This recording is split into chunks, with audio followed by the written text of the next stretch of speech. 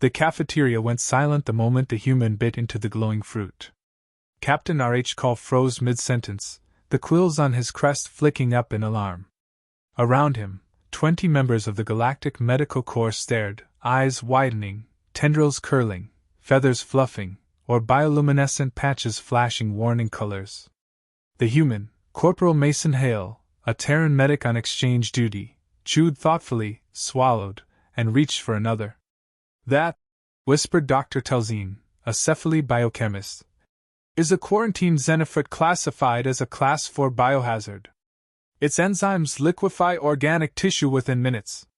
Mason blinked, looked down at the half-eaten blue and green or boozing faint vapor, then shrugged. Tastes like kiwi. If silence could scream, the room would have shattered. R.H. Call's mandibles clicked rapidly, a nervous tick among his species. Human Hale, he croaked. You are eating a biohazard. Yeah, Mason said, mouth half full. You left it in the break room fridge with no label. Looked like fruit. Smelled good.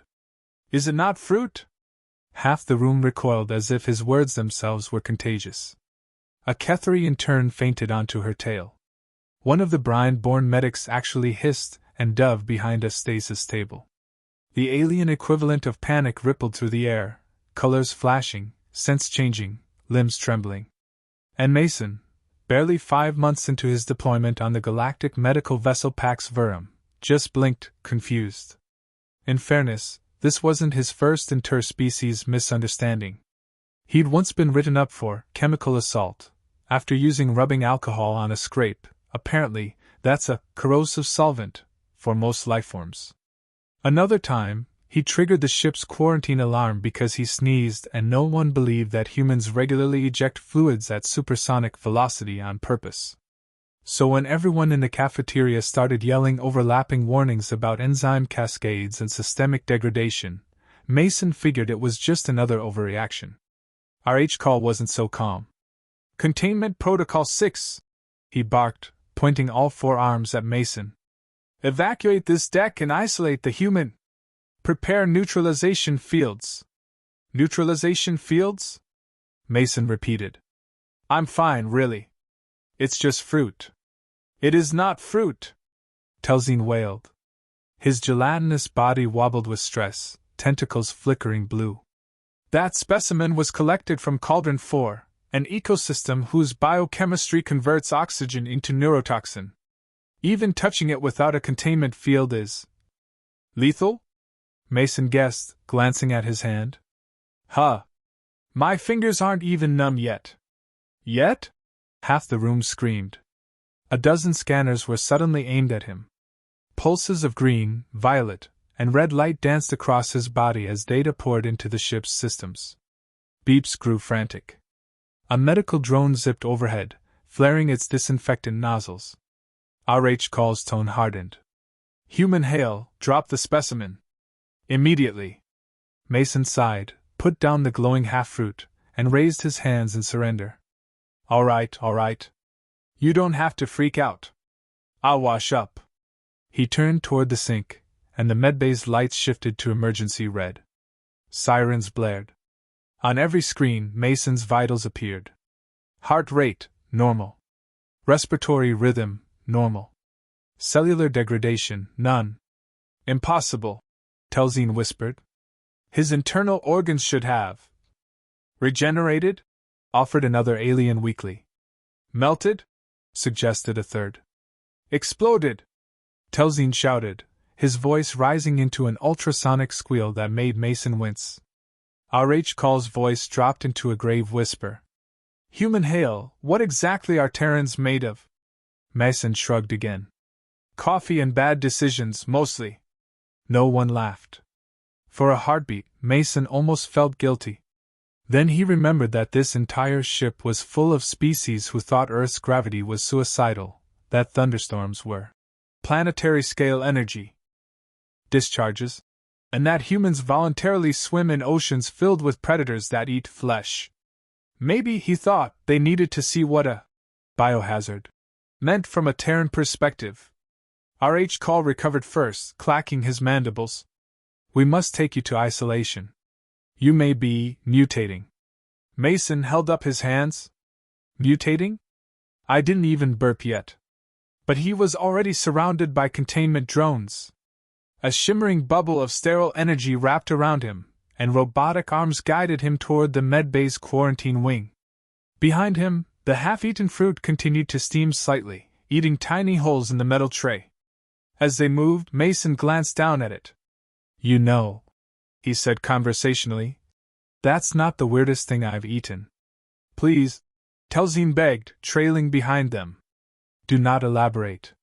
The medbay isolation chamber looked like a cross between a laboratory and a prison cell. Every surface was sterilized, temperature-controlled, and hermetically sealed. Drones flitted through the air, scanning Mason while muttering digital diagnostics. He sat on the edge of a sterile cot, legs swinging.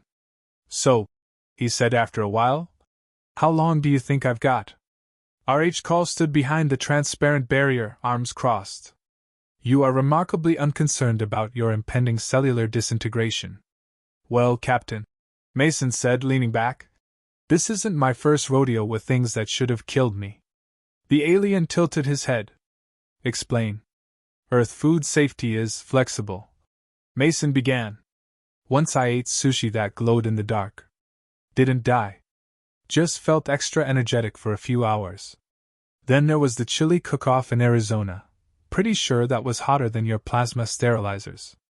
Telzine floated closer to the barrier, his gelatinous body pulsing faintly.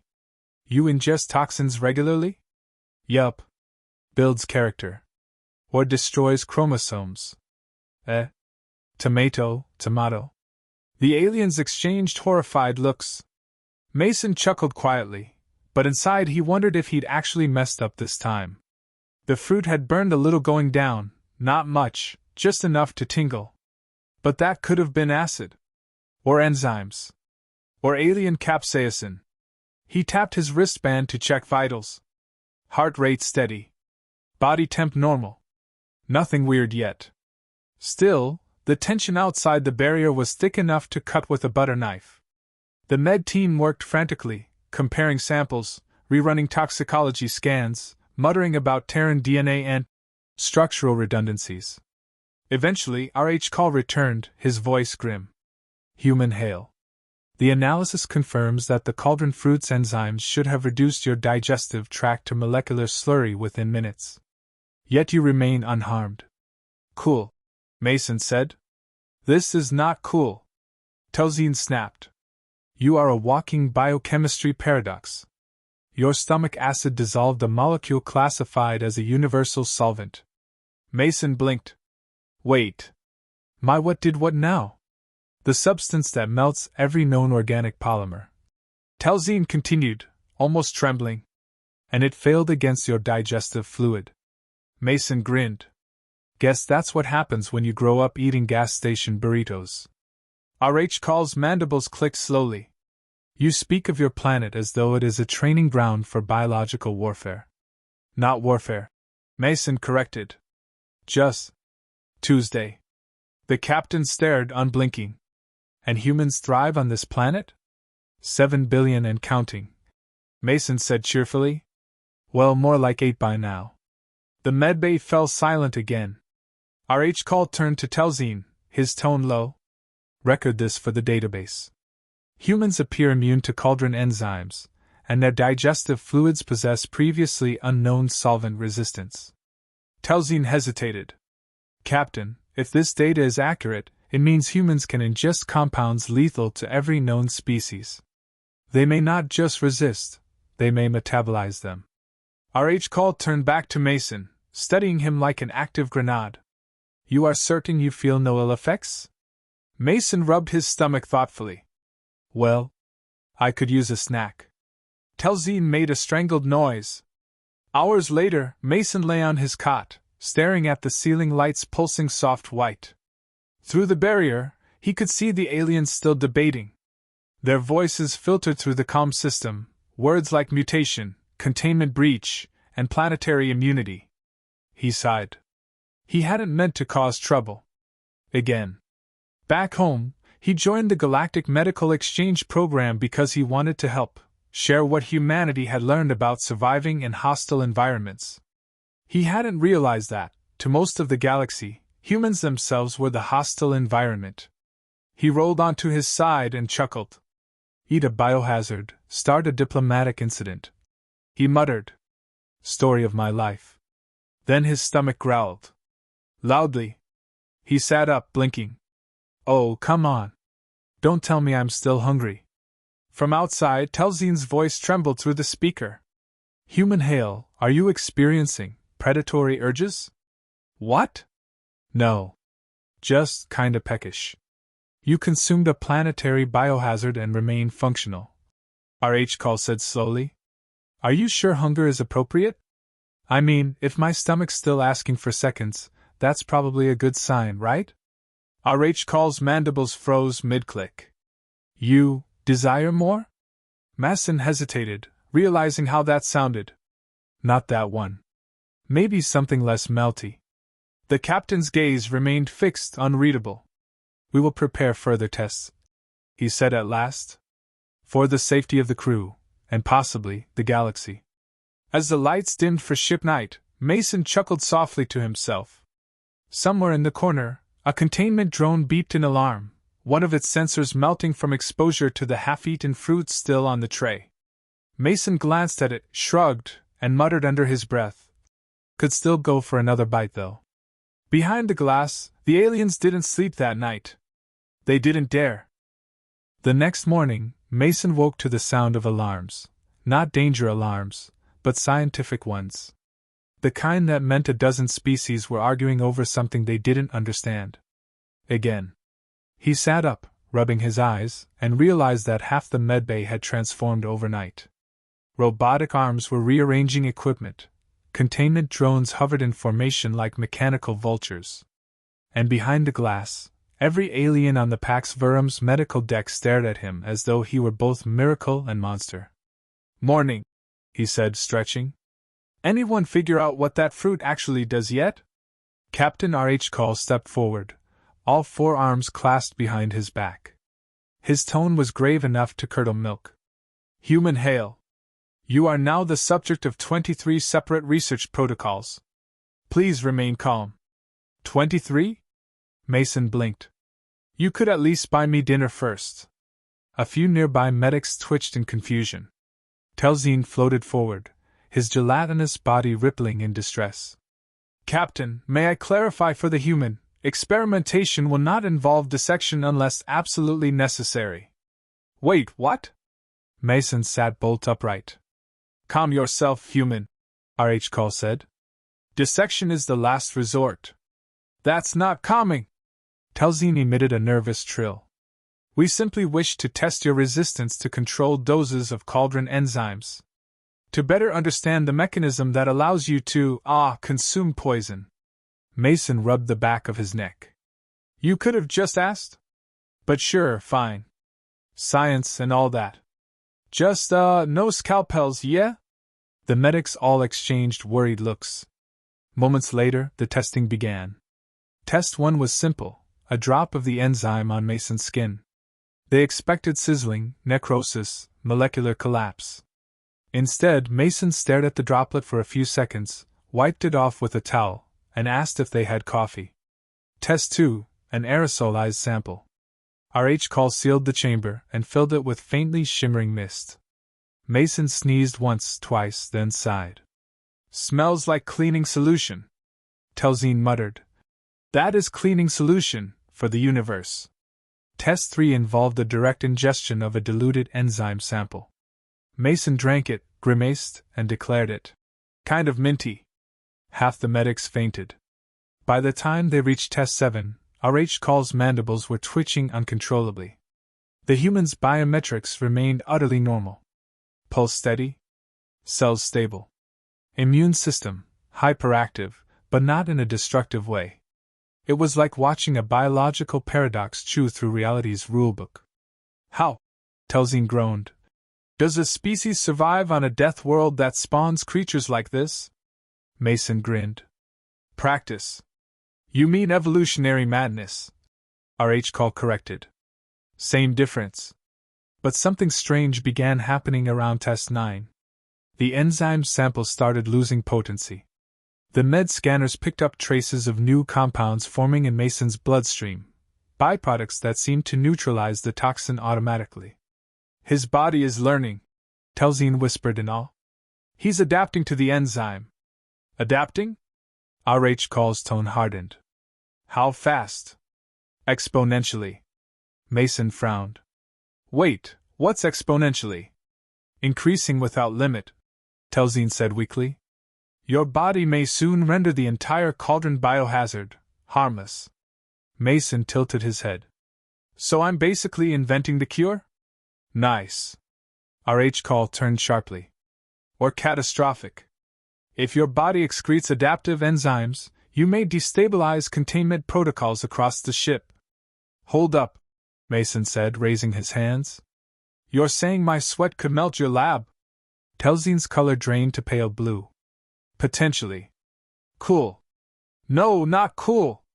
But Mason wasn't panicking. Years of battlefield medicine had taught him one thing: when everyone else freaks out, someone has to stay calm.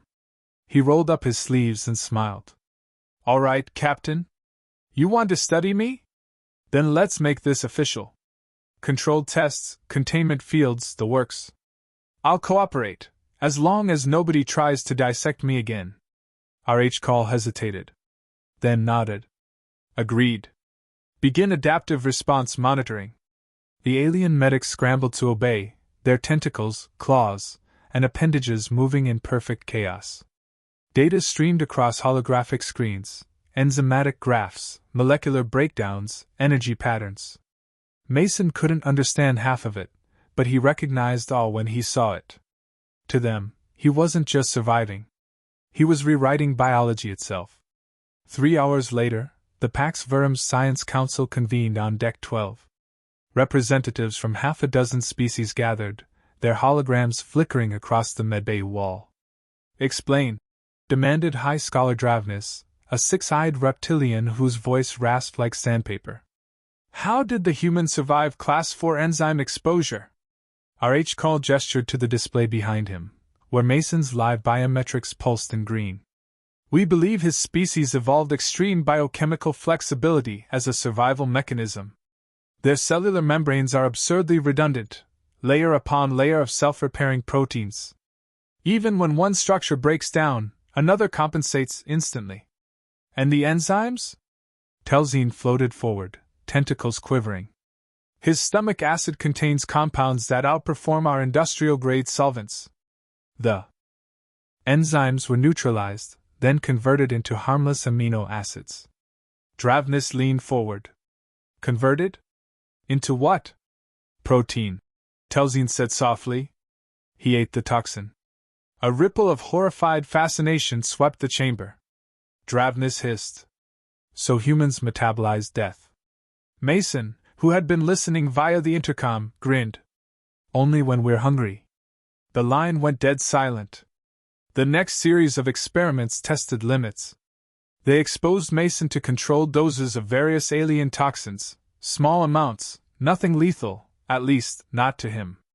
Each time, his body reacted with mild discomfort at most. He even joked through it. After drinking a solution that melted a drone's sensors, he burped. After touching a corrosive sample that dissolved steel, he asked for hand lotion. After inhaling spores that caused convulsions in 3 alien volunteers, he sneezed and said, "Smells like moldy bread." By the end of the day, the crew was torn between terror and admiration. Telzine floated beside Arik, whispering, "If this gets out, humans will become the most valuable, and feared, organisms in the galaxy." Arik nodded grimly. "And possibly the most dangerous." Mason looked up. "I heard that." They ignored him. But things took a sharp turn when Mason's blood samples began behaving on their own. The lab technicians had isolated a few milliliters to analyze, but after 30 minutes, the containment field started flickering. The sample's enzymes replicated. They spread. And when exposed to a drop of the cauldron toxin, they didn't just neutralize it, they consumed it entirely. "What in the stars?" Telzine whispered, watching the holographic readout spike. His blood is learning. Mason frowned from behind the glass. Is it supposed to do that? Arik Call's crest quivered. No, it most certainly is not. The containment unit shuddered as the glass cracked. Drones swarmed to reinforce the barrier, but it was too late. The sample's enzymes had destabilized the molecular lattice. The vial disintegrated, releasing a harmless mist that, paradoxically, sterilized the entire lab. Congratulations, Mason said dryly. I just invented self-cleaning blood. Telzine clutched his datapad. Do you comprehend what this means? Your biology doesn't just resist, it adapts, replicates, and purifies. You are a living cure. Arik Call's tone was heavy. Or a walking bioweapon. The silence that followed was heavier than vacuum. By evening, containment protocols went into full lockdown. Mason was relocated to a reinforced observation deck, surrounded by fields powerful enough to contain a small reactor. He paced inside, uneasy. You know, he said to the comm mic, I'm starting to feel like a lab rat. Arik Call's voice came through, firm but not unkind. You have to understand, human Hale. Your biology violates every known rule. If we cannot predict its behavior, we cannot risk the ship. Mason exhaled. So what, you're afraid I'm gonna melt through the floor? Telzine chimed in nervously. Statistically improbable. But not impossible. Mason laughed. Comforting. He sat on the cot again, staring at his hands. They looked normal enough. Calloused. Scarred from years of field work. But now those same hands could handle alien acids like soap and shrug off toxins that dissolved metal. It was unsettling. He hadn't wanted to be special. He just wanted to help people. But somewhere between curiosity and chaos, he'd become the most interesting medical mystery in the galaxy. Arik Call interrupted his thoughts. We will continue observation overnight. Do not leave the containment area. Yeah, Mason muttered. I'll try not to evolve any new organs while you're asleep. But as the ship dimmed for rest mode, Mason noticed something on the wall, an odd shimmer, like a heat ripple. He touched it. The barrier flickered faintly under his fingers. He pulled back quickly, eyes widening. Captain? He said into the comm. I think your field's reacting to me. Reacting how? Arik Call demanded. Like it's scared. Outside, alarms began to wail. Energy readings spiked. Mason's biofield, whatever that was resonating with the containment energy, bending it out of phase. Telzine shouted. The human's adaptive chemistry is interfering with the quantum barrier. It's synchronizing. Simplify. Arik Call barked. He's absorbing the containment field. Inside the chamber, Mason's skin glowed faintly blue. He stared at his hands in shock. Okay, I swear I didn't mean to do that. The walls pulsed brighter, energy bleeding into his body like sunlight. The more the containment field resisted, the more his cells adjusted. Adapted. Assimilated. The energy readings skyrocketed. Drones shorted out. Lights flickered. And then silence. When it cleared, the barrier was gone. Mason stood in the middle of the room, unharmed, surrounded by faintly smoking metal. Through the smoke, Arik Call and Telzine stared in disbelief. Mason rubbed the back of his neck. So, good news? I'm immune to force fields now. Telzine's voice trembled. Captain, he's not a patient anymore. He's a phenomenon. Arik Call's gaze hardened. Or the beginning of something we cannot contain. Mason just sighed. All I did was eat a fruit. The captain's mandibles clicked sharply. And now the universe might never be the same. The ship shook like it had been struck by lightning. Alarms howled across every deck as containment doors slammed shut. In the medbay, bioluminescent panels flickered from cool blue to screaming red. Energy discharges crawled along the floor like living fire. And in the center of it all stood Mason Hale, human, medic, accidental anomaly, his body faintly aglow, and his expression caught somewhere between confusion and guilt. I swear, he said over the blaring sirens. This isn't my fault. From behind the reinforced observation window, Captain Arik shouted. Human hail, stand still! Your presence is destabilizing the reactor dampeners. Mason raised both hands. I'm standing. See? Not moving. The energy field around you is moving. Telzine screamed, his translucent body quivering like gelatin in an earthquake. You are emitting harmonic radiation. You're warping the environment. The lights above Mason pulsed faster. For a second, gravity itself seemed to hiccup. The fruit trays lifted, floated, and then gently crashed to the floor. Mason winced. Okay, maybe a little bit my fault. The crew scrambled. Engineers raced through corridors, sealing hatches. The Pax Verum's AI, Vora, announced in 27 languages that Containment Protocol Omega had been activated, something none of them had ever heard before. RH barked orders. Seal Deck 12. Divert power to the secondary containment grid. Captain, said one of the technicians, trembling. The grid isn't responding. The human's biofield is interfering with the power conduits. It's alive.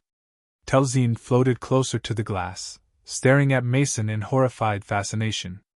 Captain, if his body continues adapting, he may synchronize with the ship's life support systems. The vessel itself could become part human. Excuse me? Mason said, incredulous.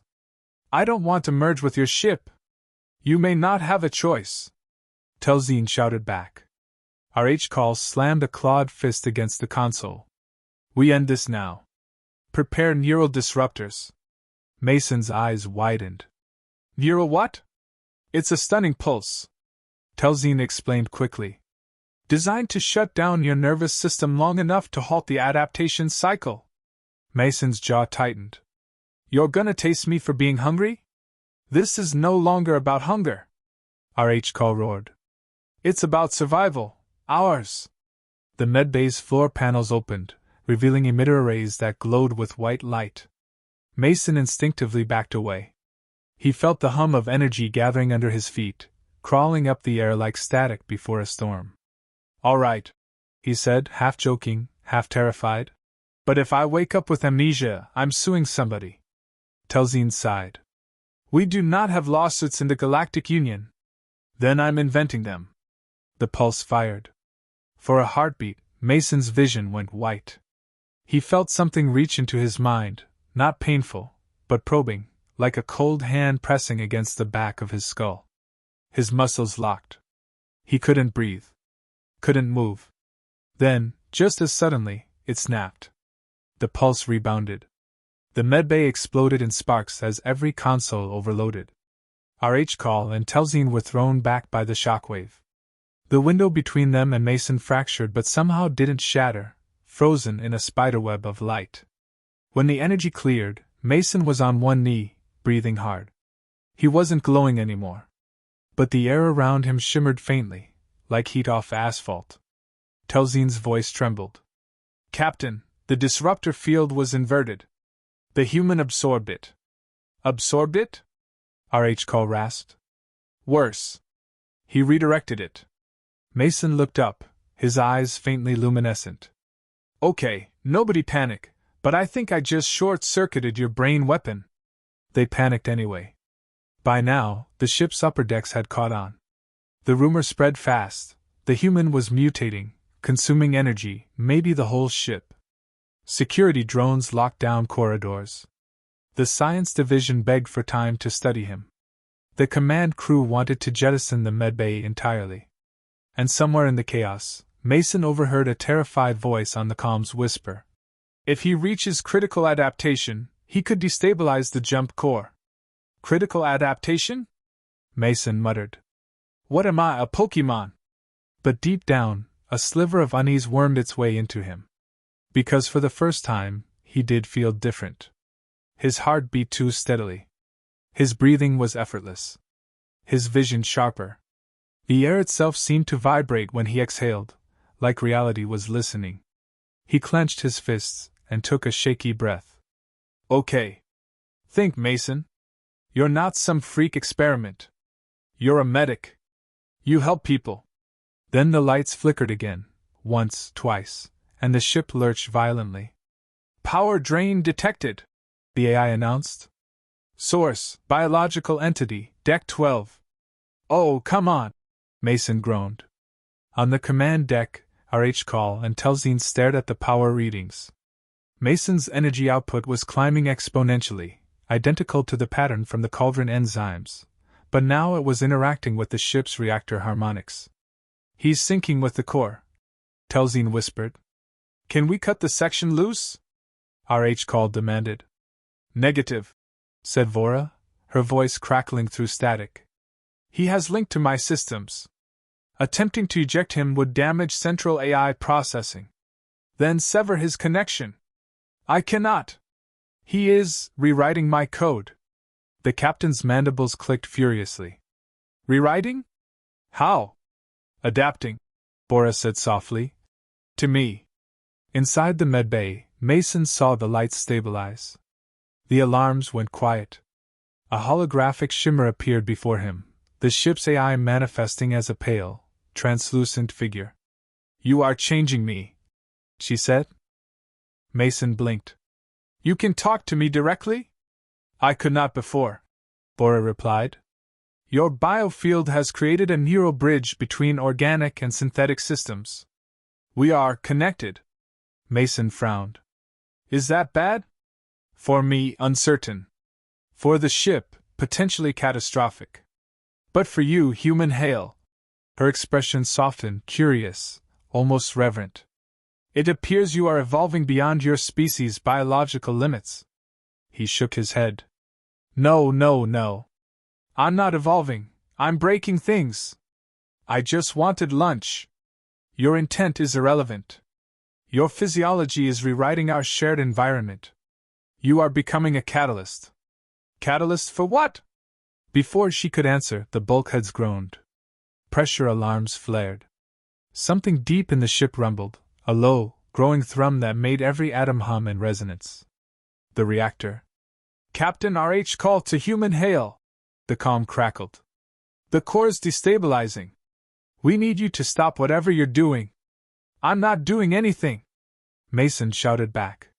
Tell your ship to chill. It's not the ship, Telzine yelled. It's you. You're feeding it energy. Mason froze. He looked down at his hands again. Light pulsed beneath his skin with every heartbeat. Each pulse echoed in the deck plates, as though the ship itself were breathing with him. Oh, he whispered. That's not ideal. Vora's hologram flickered beside him, calm amidst the chaos. If your energy output continues, the reactor will breach in 6 minutes. Then shut it down. I cannot. It draws power from your metabolic field now. Severing it might kill you. Mason ran a hand through his hair, pacing. Okay. Think. There's gotta be a workaround. Can we redirect it? Possibly, to the vent array. But you would have to manually synchronize the discharge from within the core chamber. Arik's voice thundered through the comms. That's suicide. Mason smirked grimly. Yeah, well, humans are good at that. He grabbed a containment suit off the rack, though he suspected it wouldn't do much, and headed for the reactor bay. Deck 12 was chaos. Alarms blared, steam hissed from ruptured pipes, and panicked aliens cleared the corridors as Mason passed. Some bowed instinctively, others whispered prayers. To them, he was no longer just a human, he was a phenomenon wrapped in flesh. When he reached the core chamber, RH and Telzine were already there. You can't go in, RH said sharply. The radiation. Mason grinned tiredly. Pretty sure I eat worse for breakfast. Telzine trembled. This is madness. Welcome to Earth biology. Without waiting for permission, he stepped through the access door. The energy inside the core chamber hit him like a tidal wave, light everywhere, humming through the air like a heartbeat made of stars. The containment rings pulsed, collapsing and expanding in chaotic rhythm. Vora's voice echoed through the roar. You must match your heart rate to the reactor's oscillation frequency. If you succeed, you can stabilize the output. Mason closed his eyes. All right. Breathe in, breathe out. The rhythm of the ship beat against him, wild and discordant. He slowed his breathing. Let his heartbeat steady. For a moment, he remembered sitting by campfires back on Earth, his heartbeat sinking to the crackle of flames, the quiet hum of life that never stopped adapting. The energy around him began to shift. The pulsing light steadied. The reactor's oscillations fell into sync with his own pulse. Outside, alarms stopped. The ship's tremors eased. Containment stable, Boris said softly. He did it. Arik exhaled, mandibles lowering in disbelief. By the stars, Telzine whispered. He became the containment system. Inside the chamber, Mason sagged to one knee, breathing hard. His body glowed brighter now, threads of light running through his veins like molten metal. Is it done? He asked. For now, Boris said gently. But your energy output is still climbing. Your body is continuing to adapt. If it reaches the next phase, what happens? You may transcend physical containment altogether. He frowned. You mean explode? Not exactly, she said. More like evolve into something else. Yeah, Mason said, forcing a grin. Let's not do that. But deep down, he could already feel it. His cells humming, shifting. Every atom vibrating in tune with the ship's systems. He wasn't just connected anymore, he was integrated. And as his vision began to blur, Vora's voice echoed softly in his mind. You cannot stop what you have become, Mason Hale. You have changed what it means to be human. He fell to one knee, whispering through clenched teeth. Then I'll change it back. Outside the chamber, Arik watched the human kneel amid the swirling light, half man, half living reactor, and realized, with something close to awe and fear, that the galaxy's most fragile species might also be its most unstoppable. And the worst part? He suspected this was still just the beginning.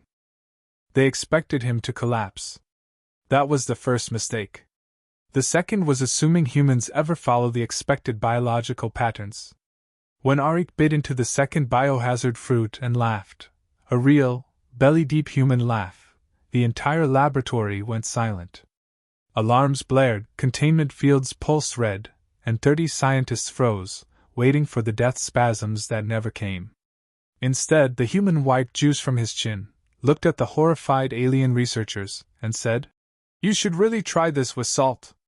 The silence was deafening. Even the ventilation hum seemed to hold its breath. Arik's body should have been dissolving from the inside. His blood should have crystallized. His nervous system should have seized under the toxin's assault. Instead, he leaned back in the quarantine chair, licking his fingers as if sampling a new snack food. His pulse was steady, his temperature slightly elevated, perhaps from amusement, and his eyes were bright, mischievous, alive. Dr. Kshel finally found her voice, though it came out more like a strangled whisper. Commander Arik, that compound is classified as biologically incompatible with carbon-based life. You've ingested the equivalent of 3 lethal doses. Arik shrugged. Guess you should have added a 4th. Several assistants gasped. One fainted. The alien containment officer in charge of monitoring human physiology flailed with his data pad, recalibrating 3 times before it stopped flashing error, unknown life response. Arik stood, stretching lazily as if he'd just finished a nap instead of a near-death experiment. You know, he said conversationally, where I'm from we have a saying, if it doesn't kill you, it makes you stronger. Kshel's upper mandibles clicked in distress. Human proverbs are statistically inaccurate. Yeah, Arik replied, grinning. That's what makes them fun. The containment doors slid open under emergency override, and the High Council of Xenobiological Research flooded in. These were not ordinary scientists, they were the best in the galaxy. And yet, every one of them stood at least a meter back from Arik, as though proximity itself might trigger spontaneous mutation. Dr. Lurek, the chief of interspecies medicine, tilted his glossy head. Human, he said carefully. What are you made of? Arik looked at his hands. Mostly bad decisions and coffee. Lurek hissed through his vents. Your biological systems have processed an active xenotoxin with no denaturation response. That is impossible. Well, Arik said, welcome to Humanity 101. He walked over to the lab bench, plucked another biohazard fruit from the containment tray, and, under the horrified gaze of 30 researchers, used it to butter a slice of ration bread. Breakfast of champions, he announced, and took another bite. At that moment, one of the alien assistants screamed, "He's metabolizing it! Look at the scans!" The data stream projected into the air, a mesmerizing cascade of green and blue lights. Arik's cells were absorbing the toxin, integrating it, neutralizing it, then reconfiguring to handle it more efficiently. It wasn't immunity, it was adaptation. Dr. Kshel staggered back. "He's rewriting his biochemistry in real time." "Not me," Arik said with a wink. "That's just my immune system doing what it does best, panicking creatively." The room erupted in chatter. They threw data models into the air, equations, molecular breakdowns, simulations. Nothing fit. Nothing made sense. Every law of biology, chemistry, and physics they knew said the human should be dead. But the man in front of them was now asking for coffee to go with his toxin toast. Kshel's translator clicked. "Commander, this reaction, this absurd resistance, could redefine our understanding of sentient biology. Do all humans react like this?" Arik tilted his head. "Define like this." Lurek stepped forward. "You have consumed a planetary biohazard and remained functional." "Well," Arik said, "not all of us can eat alien poison and smile about it. But we've all had our share of weird snacks." He grinned. "You ever tried human street food? That's basically a survival test." The council looked collectively horrified. Still, their curiosity burned hotter than their fear. "Your species evolved on what classification again?" Lurek asked. "Death World Class 8. Arik replied casually. "You know, where everything either bites, burns, or bleeds you." The aliens murmured among themselves. Class 8 was considered uninhabitable. That a sentient species could not only evolve there but thrive was already an anomaly. That they could eat biohazards from another world and live? That broke the universe's sense of order. Lurek tapped his mandibles together. "Commander Arik, we propose a full medical study. You will, of course, be compensated." Arik chuckled. "Last time someone said that, I woke up in a tank with electrodes on my ribs." Kshel interjected softly. "You would be treated with utmost respect." Arik smirked. "Respect and anesthesia, right?" A ripple of nervous laughter went around the lab. But behind Arik's humor was something else, a glint of understanding. He wasn't just here for curiosity. He'd seen the reports of the biohazard plague that had been spreading across the rim colonies. The same toxin, when released accidentally by a mining ship, had wiped out 3 entire ecosystems. If humans could metabolize it, then maybe, just maybe, they could save others. "Fine," Arik said, dropping the last fruit back into its containment shell. "You want to study me? Cool. But we're doing this my way." Lurek blinked. "Your way?" Arik cracked his neck. "You're looking for immunity, right? Let's make a vaccine." Gasps echoed. That word wasn't even part of most galactic vocabularies. The idea of fighting poison with more poison was heresy to most scientists. But humans? Humans had been doing it for centuries. Hours blurred into days. The alien lab became a frenzy of activity. Arik guided them through primitive human methods, controlled exposure, antibody mapping, adaptive immune response training. To the aliens, it was barbaric. To Arik, it was Tuesday. Kshel watched him work with awe. He joked while handling death itself, laughed while mixing toxic compounds, sang old Earth songs under his breath as if the universe itself couldn't touch him. At one point, she whispered, "How can you act so calm in the face of certain death?" Arik looked up, his expression suddenly serious. "Because we've been facing it since we learned to walk upright.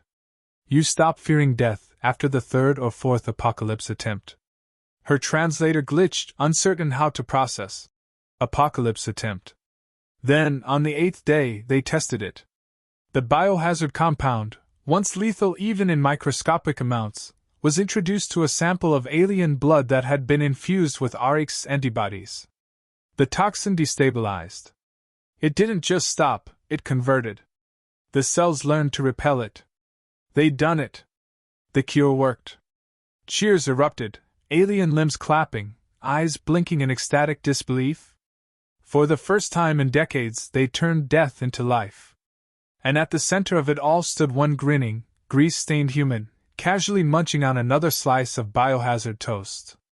Lurek approached him. "You have changed the course of medicine." Arik winked. "Nah. Just lunch." But when the celebration quieted, and the lights dimmed, Kshel approached him again. "Why did you risk yourself, Commander? You could have died." Arik smiled softly, his humor fading into something gentler. "Because someone had to show you what humans are good at." "And what is that?" she asked. He met her gaze. "Turning disaster into breakfast." They both laughed. The sound echoed through the sterile corridors, warm, alive, defiant. Around them, the universe suddenly seemed a little less hostile. Weeks later, reports spread, worlds healed, ecosystems saved, colonies thriving again. The cure had gone interstellar. The official name was long and scientific, but most people across the galaxy called it simply Arik's immunity. It became a symbol, a reminder that sometimes survival wasn't about strength or intelligence, but sheer, unrelenting stubbornness. And somewhere out there, on a distant research ship orbiting another dying world, a new group of scientists stared in disbelief as another human took a bite of something marked "Do Not Touch," biohazard. When they shouted in horror, the human just grinned and said, "Relax. It's probably fine." Because for humanity, probably fine had always been more than enough to save the universe.